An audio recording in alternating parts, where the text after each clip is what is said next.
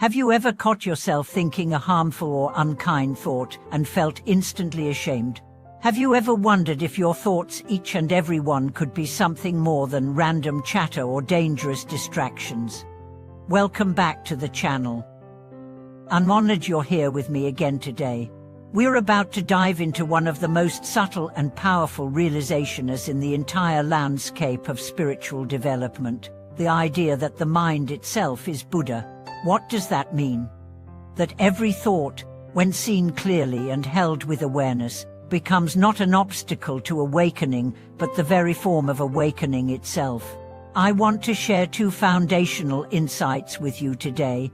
First, that every thought can be a gateway to the sacred, and second, that the way we relate to our thoughts rather than the thoughts themselves determines whether we are bound or free.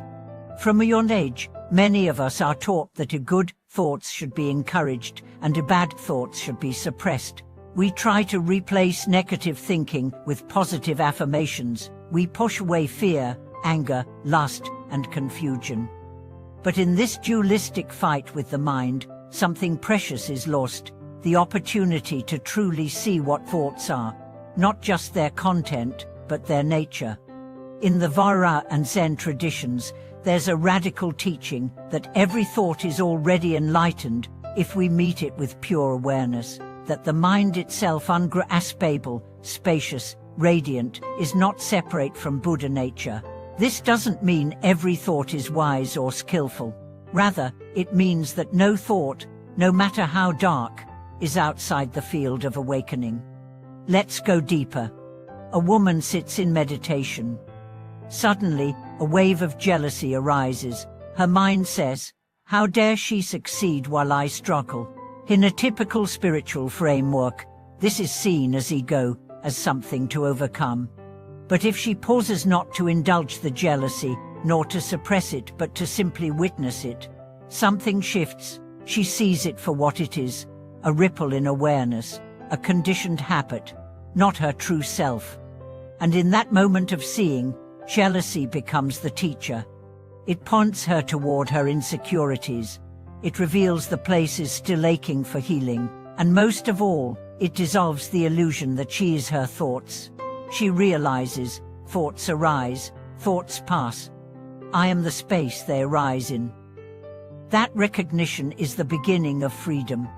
This is what it means to shape the Buddha with each thought, and not by sculpting new mental statues, but by seeing clearly the essence of what arises, by transforming the relationship from judgment to intimacy. There's a famous line in a Zen koan: "Even delusions are enlightenment when seen through." Think about that. We usually associate delusion with being lost, asleep, unaware. But if you bring awareness to the delusion itself, it becomes fuel for awakening. Nothing is wasted. No experience is rejected. Everything is raw material for realization. Let me share a story from a retreat center I once visited.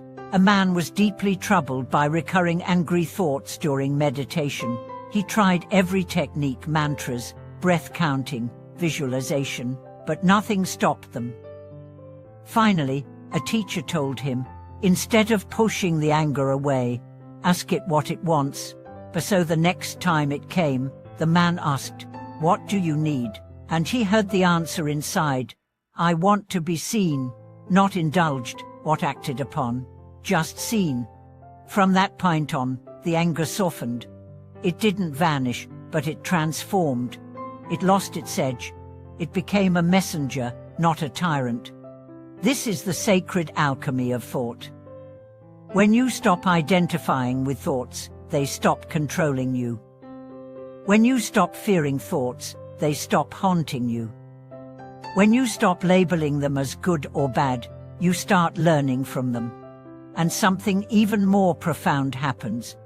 You begin to see that awareness, the space in which thoughts arise, is already perfect, unstained, awake. That space is Buddha. That space is your true nature. In traditional teachings, there's the concept of tsukness. It points to the reality beyond labels, beyond judgments. A thought arises, it just is. Before the mind says a good or bad, it is suchness, pure, empty, free. And the moment you see this, you are not separate from enlightenment. You are tasting it directly. Let's take this into daily life. Imagine you're walking down the street and you suddenly think, I hate that person. Old conditioning might say, you're a bad person for thinking that. But a deeper awareness says, oh, a thought has risen.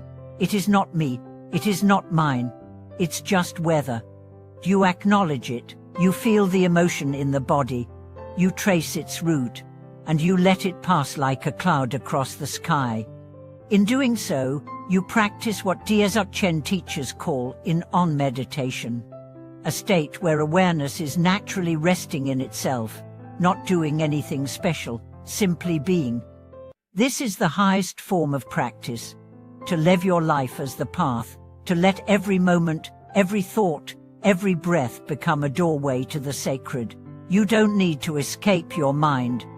You need to embrace it with clarity and compassion. Another powerful analogy comes from the image of waves and ocean. Thoughts are waves. They rise and fall, loud or soft, violent or gentle. But they are never separate from the ocean. The ocean is the base, still, deep, vast. When we forget the ocean, we panic at the waves. When we remember the ocean, the waves dance. You are the ocean. Thoughts are the waves. Enlightenment is remembering both. But how do you train in this? You start by slowing down, by bringing mindfulness to even the smallest thoughts. You observe them without gripping. You welcome them without judgment. You say to each thought, I see you. You are not me, but you are welcome. Over time, this creates a profound shift. Your inner world becomes less reactive, more spacious. You gain insight, not just into content, but into process. You see how the mind constructs stories, identities, problems, and how all of it is transparent, impermanent, what's self. And this leads to love. Not sentimental love, but a vast, non-judgmental love that includes even your darkest thoughts, because you no longer divide the world into sacred and profane. You see everything as the dance of awareness. This doesn't mean you act on every thought. It means you honor every thought without believing it, without suppressing it, without becoming it. A teacher once said, don't try to silence your mind. Just make friends with it. That friendship becomes the field in which true transformation occurs. So what happens when we fully realize that mind is Buddha? We stop trying to be spiritual. We simply are. We don't chase states. We rest in presence. We stop seeking perfection and discover the perfection that was here all along, in the chaos, in the noise, in the unfiltered now. Thank you for watching this video. If today's reflection helped you reframe your relationship with your thoughts, I'd love to hear about it in the comments. Please like, subscribe, and share this with someone who might be struggling with self-judgment or inner confusion. May every thought you have become a stepping stone toward freedom.